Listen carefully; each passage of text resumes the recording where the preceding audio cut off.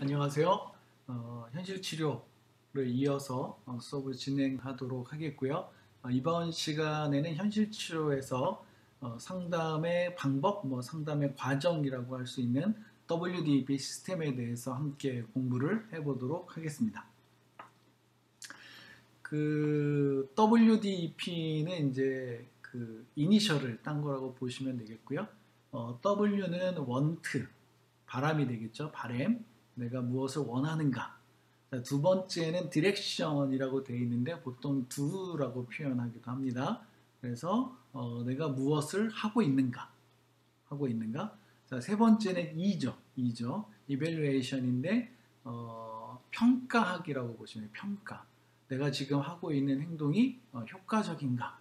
이렇게 이제 평가하는 것이고요. 마지막 으로 이제 플랜, 계획을 짜는 것과 관련되어 있습니다.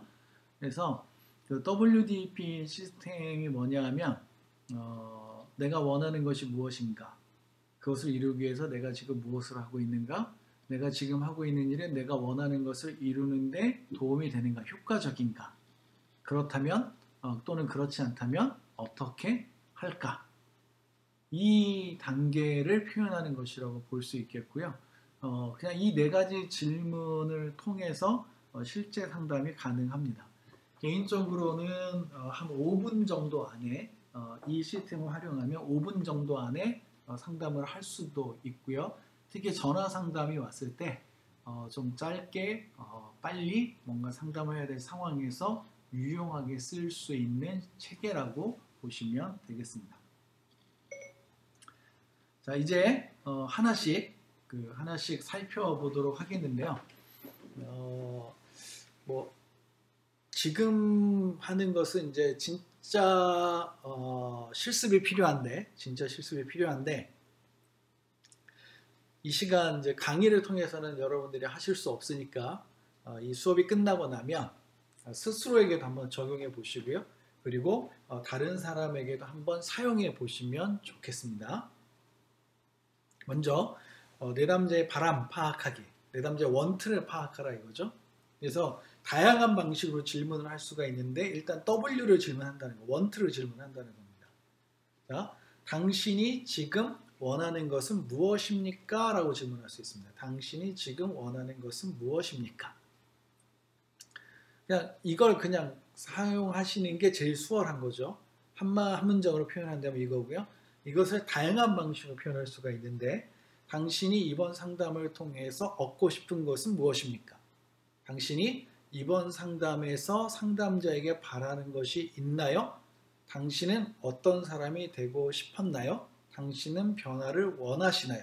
당신은 지금 당신의 변화를 맡고 있는 것이 무엇이라고 생각하시나요? 이런 질문을 통해서 내담자가 원하는 것이 무엇인가를 파악해가는 과정이라고 볼 수가 있겠습니다. 자, 여기서 내담자가 원하는 것은 내담자의 좋은 세계와 관련되어 있다고 보시면 됩니다. 내가 원하는 게 뭐지? 자, 당신이 원하는 것이 무엇입니까? 라고 물었을 때 그 사람은 자기가 생각하는 자기 안에 있는 좋은 세계의 그림을 가지고 그 그림을 가지고 자기가 원하는 것을 말하고 있다는 거죠. 결국 내담자가 원하는 것이 무엇인지 알게 되면 그 사람의 기억 속에 있는 좋은 세계가 어떤 세계인지를 우리가 알 수가 있습니다. 그리고 그것과 관련된 욕구까지도 우리가 파악할 수 있겠죠. 내담자가 제시를 하는 것, 그러니까 우리가 질문했을 때 당신이 지금 원하는 것은 무엇입니까? 라고 질문했을 때 내담자가 제시하는 것, 내담자가 답변하는 것은 실제 원투와 다를 수 있습니다. 그것은 상담자와 내담자 사이에 라포 형성이 얼마나 이루어졌느냐에 따라서 달라질 수 있고요. 또 내담자가 진짜 원하는 것이 표현하기가 곤란한 것일 수 있습니다. 네, 그렇게 말하는 것 자체가 불편한 일일 수 있다는 거죠. 그래서 좀 다른 이야기를 할 가능성이 있다는 것을 기억하시면 되겠고요. 만약에 내담자가 자신이 정말 원하는 것을 말하지 않는 경우 이 WDP 체계를 활용하게 되면 그 사람의 진짜 원하는 게 무엇인지를 찾아낼 수 있게 됩니다. 물론 이제 문제가 발생하기도 하죠.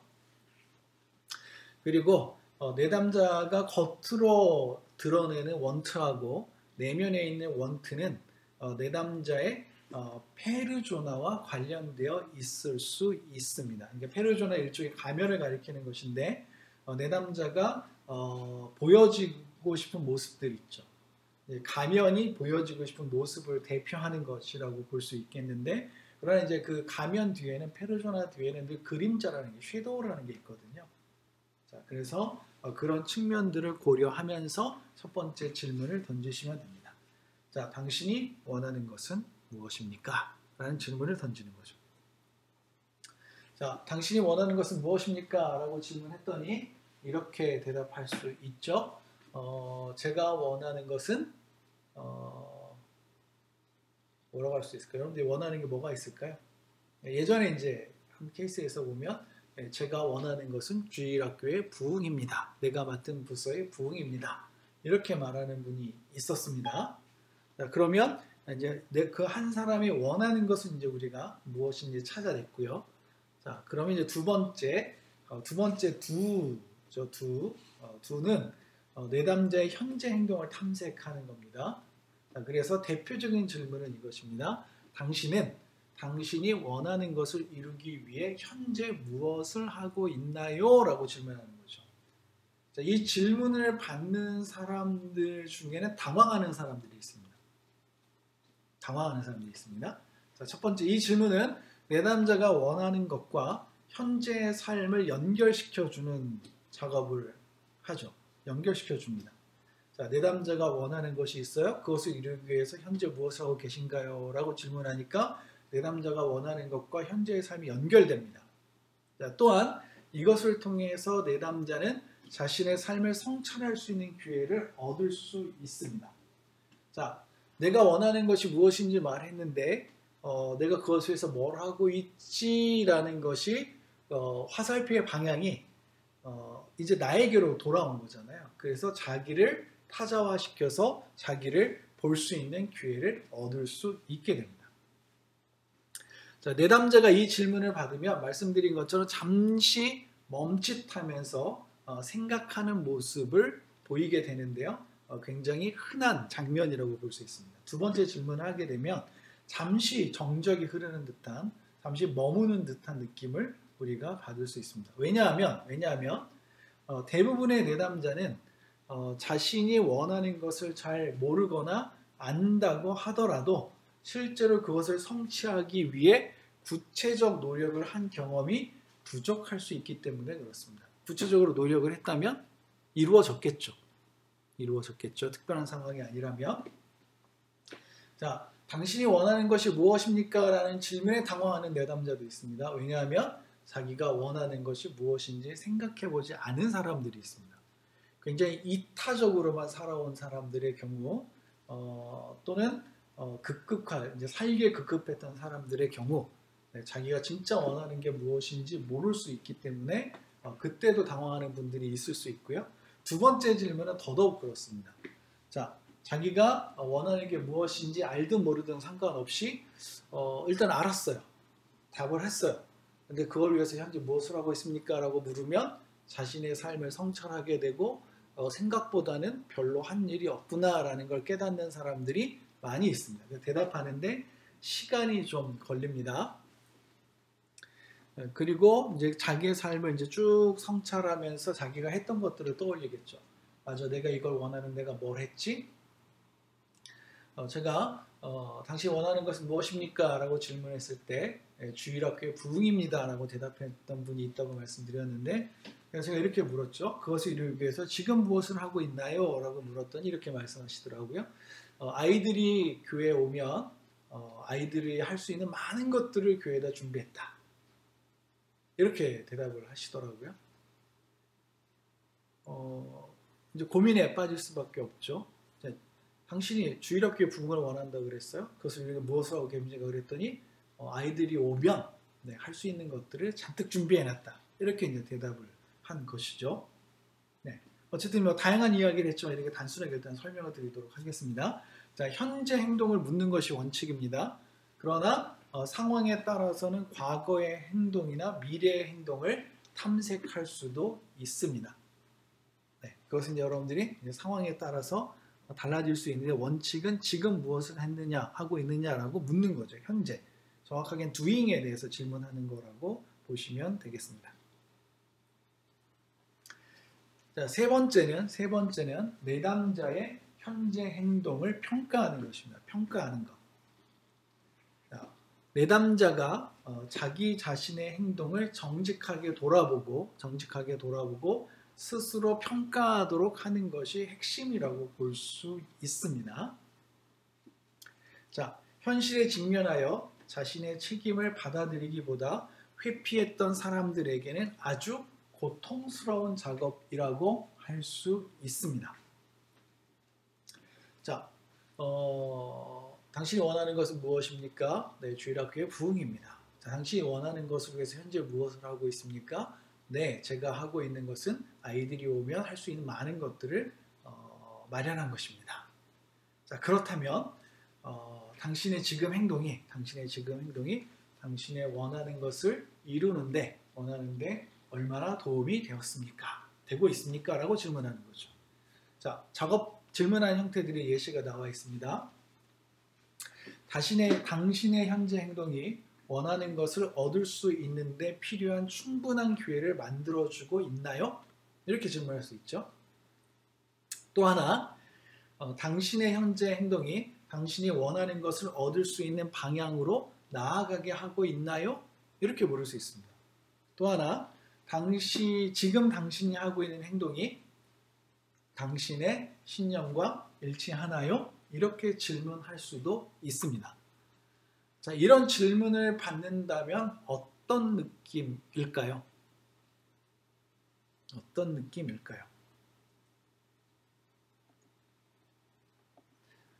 물론 이제 각자 다를 수 있다고 생각을 하고 또 여러분들도 나는 어떤 느낌일까라고 한번 생각해 보시면 좋겠습니다.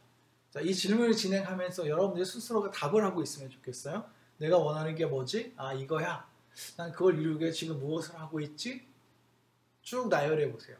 몇 가지라도 쭉 나열해 보시고 그리고 이 질문을 던지는 거죠.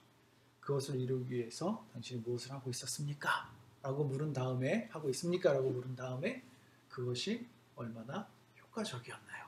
라고 질문을 하는 것입니다. 그것이 얼마나 효과적이었느냐? 라고 질문하는 것이죠. 자, 그때 세 가지 형태의 답이 나올 수 있습니다.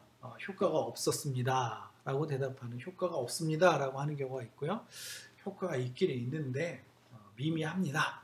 이런 경우가 있고 효과가 많습니다. 라고 이제 대답하는 경우가 있습니다. 자, 효과가 많다면 그 행동을 지속하게 할 수 있습니다. 계속하게 할 수 있습니다. 효과가 많다면 효과가 없다면 하루빨리 포기하도록 만들어 주어야 합니다. 예전에 나온 책 중에 쥐에 대한 예를 든 것이 있습니다. 이제 치즈에 대한 예를 든 그런 책이 나온 적이 있는데 이제 미로를 만들어 놓고 한쪽에다가 치즈를 놓았습니다. 그리고 이제 쥐를 들여보냈죠. 그랬더니 쥐가 들어가서 냄새를 맡으면서 그 치즈를 찾아서 결국 먹습니다. 그리고 그 실험을 계속합니다. 같은 곳에 치즈를 놓고 쥐를 들여보내는 거죠. 그랬더니 나중에는 쥐가 학습이 돼서 계속 글로 가서 그걸 잘 먹습니다. 자, 그런데 어느 날 이 치즈를 다른 곳으로 옮겨놨어요. 쥐는 어떻게 했을까? 습관적으로 자기가 하던 대로 이제 갔는데 치즈가 없는 거예요. 그러니까 당황하는 모습을 보이겠죠. 그러더니 다시 킁킁거리면서 다시 이제 그 치즈를 찾아내서 그것을 다시 먹습니다. 그러니까 자기가 지금까지 했던 행동이 이제 몸에 익숙한 행동이 잘못되었다는 것을 발견하고 자기 행동을 수정하고 있는 것을 볼 수 있습니다. 그런데 사람이 어쩌면 그 쥐만도 못할 수 있는 거죠. 쥐만도 못할 수 있습니다. 자, 어떤 상황에서 내가 이렇게 했더니 효과가 없었어요. 근데 계속 뭐라고 말하고 있어요? 계속 그 행동을 하고 있습니다. 계속 그 행동을 하고 있으면서 뭐라 그래요? 내가 노력해도 소용이 없어. 내가 아무리 해도 그것은 바뀌지 않아. 이렇게 말하고 있다는 거죠. 굉장히 무식하고 굉장히 어리석은 모습이라고 볼 수 있습니다. 자, 쥐에게서 배워야 합니다. 내가 계속 가던 곳에 치즈가 없으면 다른 곳을 찾아봐야죠. 내가 지금까지 계속 하던 행동이 효과가 없으면 그 행동을 하루빨리 포기하고 새로운 행동을 찾아가야 되는 겁니다. 새로운 행동을 만들어야 되는 것이죠. 자, 효과가 적다면 경제성을 고려해서 효과적인 방안을 모색할 수 있겠죠. 자, 효과가 없는 행동은 하루빨리 포기하는 것이 좋습니다. 그래도 가능성이 있다면 더 효과적인 방법을 찾고 효과가 많다면 계속하면 되는 거죠. 자, 쥐에게서라도 배워야 하는 거죠. 쥐에게서라도 배워야 한다. 자, 현실 치료는 내담자가 회피하거나 도망갈 길을 제공하지 않기 때문에 최악의 경우 여기서 상담이 끝나기도 합니다. 그러니까 상담이 끝난다는 말은 최악의 경우를 이제 가리키는 것인데요. 자, 여기까지 평가하기까지 왔을 때 내담자가 생각해 보니 자기가 전혀 효과 없는 행동을 계속 하고 있는 경우가 있습니다. 그러면 이제 우리가 이렇게 질문할 수 있겠죠. 당신이 지금까지 행동을 한 것들이 효과가 없었네요. 라고 이제 직면하게 되는 것입니다. 자, 효과가 없었어요. 그럼 또 어떻게 생각할 수 있죠? 그러면 당신이 그것을 원치 않는구나. 라고 이제 생각할 수 있겠고, 또 원치 않거나 아니면 그것을 위해서 아무런 노력도 하지 않았거나, 이제 두 가지 가능성이 남아있게 되는 겁니다. 자, 그렇게 되면 그 사실을 발견한 내담자는 그것 때문에 상당히 불편한 마음을 갖게 됩니다. 자, 아까 제가 예를 들었던 경우가 있죠. 주일학교에 부흥을 원하는 분이 있었어요. 그것을 위해서 아이들이 오면 할 수 있는 많은 것들을 준비하고 계셨어요. 그런데 그것이 얼마나 도움이 됐느냐고 물으니까 실제로는 도움이 안 됐죠. 왜 그렇습니까? 네, 주일학교가 부흥하려면 뭘 해야 되는 거예요? 아이들이 왔을 때 필요한 것들을 마련하는 것이 아니라 아이들이 오게끔 하는 것이 먼저인 거거든요. 그래서 다른 것이 선행되어야 되는데 실제로 이분은 전도는 하지 않고 아이들이 왔을 때 할 수 있는 것들만을 마련해 놓고 있었던 거죠. 그래서 이렇게 물었습니다. 지금 원하는 것을 위해서 하고 계신 일이 있는데 그것이 도움이 되지 않는 것 같습니다. 네. 그랬더니 이제 그 부분에 대해서 그분이 당황하셨고요. 그래서 이렇게 물었죠. 혹시 원치 않는 건 아닌가요? 그랬더니 아닙니다. 나는 원하고 있습니다. 그럼 당신이 진짜 원한다면 무엇을 해야 될까요? 라고 물었더니 그제서야 전도를 해야겠네요. 그러면 그동안 전도를 안 하셨나요? 아니요, 전도했습니다. 어떻게 하셨죠? 아이들이 없는 시간에 학교에 가서 아이들을 전도하러 갔다 이거죠. 그랬더니 효과가 있었나요? 없었던 거죠. 그래서 이제 그 다음 단계로 이제 넘어가서 계획 단계로 넘어갔던 기억이 납니다. 자, 평가는 자신이 정말로 원하는 것이 무엇인지 다시 한번 생각할 수 있는 기회를 제공하게 되고요. 현재 행동 가운데 포기해야 할 것과 강화해야 할 것을 구분해서 계획하기를 가능하게 해 줍니다. 그런데 이제 여기서 상담이 멈추거나 상담이 끝나는 일이 발생할 수 있고요. 특히 이제 자기가 원하는 것이 그것이 아닌 경우에는 강하게 내담자가 저항하는 것을 경험하는 단계가 2단계고 그러면 최악의 경우 여기서 상담이 끝날 수도 있습니다. 물론 이제 상담을 끝내기 위해서 이렇게 이제 할 수도 있겠지만 그렇게 할 필요까지 우리는 없을 것 같고 대신 이제 이쯤 되면 계획하기로 넘어가지 못하고 멈추는 경우가 생기고요. 이제 멈춘 경우에는 다음 회기로 넘겨서 상담을 더 할 수도 있겠습니다. 자, 이제 마지막 단계를 보도록 하겠는데 계획하기 단계입니다. 일단 계획하기에서는 기억해야 될 요소들이 몇 가지가 있습니다. 첫 번째, 계획은 내담자의 욕구를 채울 수 있도록 이루어져야 됩니다. 이제 내담자의 원트도 파악했죠. 그래서 그 원트가 채워질 수 있도록 계획하기가 이루어져야 되고요. 그 다음에 이 계획은 내담자의 능력의 한계를 넘어서서는 안 됩니다. 그래서 내담자가 할 수 없는 걸 계획하면 의미가 없는 거죠.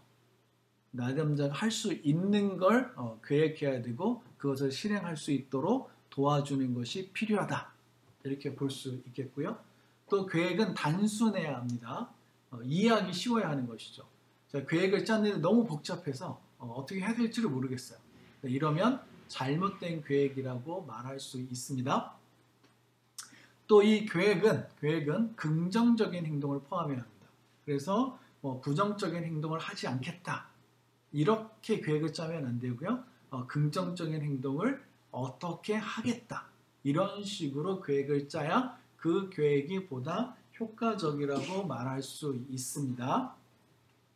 그래서 계획이라는 것은 실제로 실행 가능하도록 해야 된다는 거죠. 자, 그 다음에 계획은 측정 가능하고 반복적이어야 합니다. 그러니까 계획을 한 일을 실제로 실행을 했을 때 측정할 수 있어야 되는 거죠. 측정한다는 것은 수치화한다는 의미라고 보시면 되겠고 어느 정도 이루어졌는지를 확인할 수 있다는 의미로 이해하시면 되겠습니다. 그 다음에 계획은 즉각적으로 실천이 가능해야 합니다. 즉각적 실천. 그래서 나중에 뭐 한 달 뒤에 뭘 하겠다 이렇게 하는 게 아니고요. 당장 지금 또는 당장 내일이라도 할 수 있는 계획을 세워서 바로 실천에 옮길 수 있도록 하는 것이 중요하다. 그리고 또 하나 계획은 결과가 아니라 과정 중심으로 작성되어야 합니다. 그래서 딱 그러니 결과가 아닌 이제 어떤 과정을 통해서 어떤 결과에 도달하게 될지 그래서 그 과정을 중심으로 계획이 이루어져야 된다는 것을 기억하시면 되겠고요. 자, 그 다음에 계획하기는 실천을 목적으로 하기 때문에 과제 형식으로 주어질 필요가 있습니다. 그러니까 과제 형식으로 주어졌다는 이야기는 평가나 점검을 필요로 한다는 것이고요. 평가보다는 우리 이제 점검 위주로 이 부분이 진행이 됩니다. 자, 상담자 또는 내담자 자신에 의해 과제의 실천 여부를 점검하는 과정이 포함되어야 하고요. 네, 그래야 나중에 실제로 자기가 원하는 것을 달성할 가능성이 높고 또 그것을 확인할 수 있게 됩니다.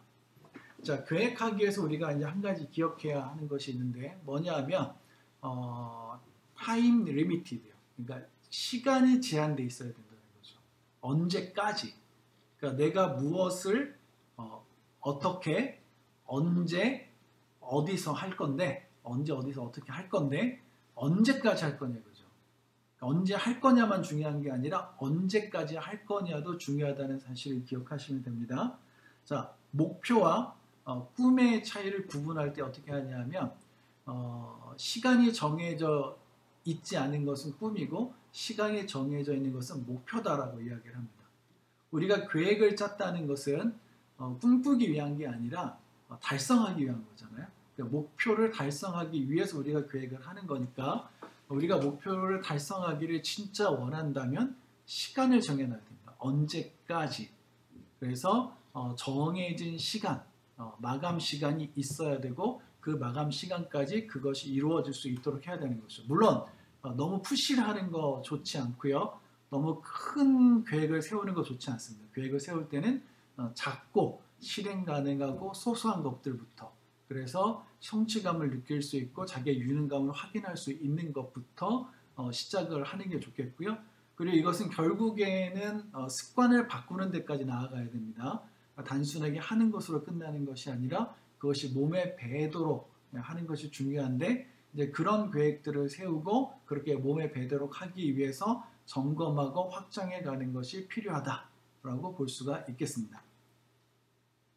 자, 이렇게 해서 오늘 저희가 현실 치료에 대해서 공부를 했습니다. 현실 치료를 처음 만들었던 윌리엄 글라서라는 사람에 대한 얘기를 했었고요. 또 마지막 WDP 시스템을 이야기했던 우벌딩이라는 사람에 대해서도 우리가 이야기를 했고요. 또 현실 치료에서 강조하고 있는 것, 뭐 현재에 대한 강조, 또 미래에 대한 강조, 그리고 선택에 대한 강조, 또 거기에 대한 책임에 대한 강조 등에 대한 이야기들을 했었고, 뭐 전행동 자동차 이야기도 나왔고, 저희가 좋은 세계에 대한 이야기도 했었고, 욕구에 대한 이야기도 했었고, 다양한 이야기들을 했는데 여러분들이 도움이 된다면 좀 더 공부를 해보시면 좋겠다라는 생각이 들고요. 필요하다면 스스로 좀 실습해 보시고 실제로 상담 현장에서 여러분들 사역 현장에서 배운 대로 한번 실행해 보시면 좀 더 나은 좋은 결과를 얻을 수 있지 않을까 생각이 됩니다. 자, 이렇게 강의를 마치도록 하겠습니다. 수고하셨습니다.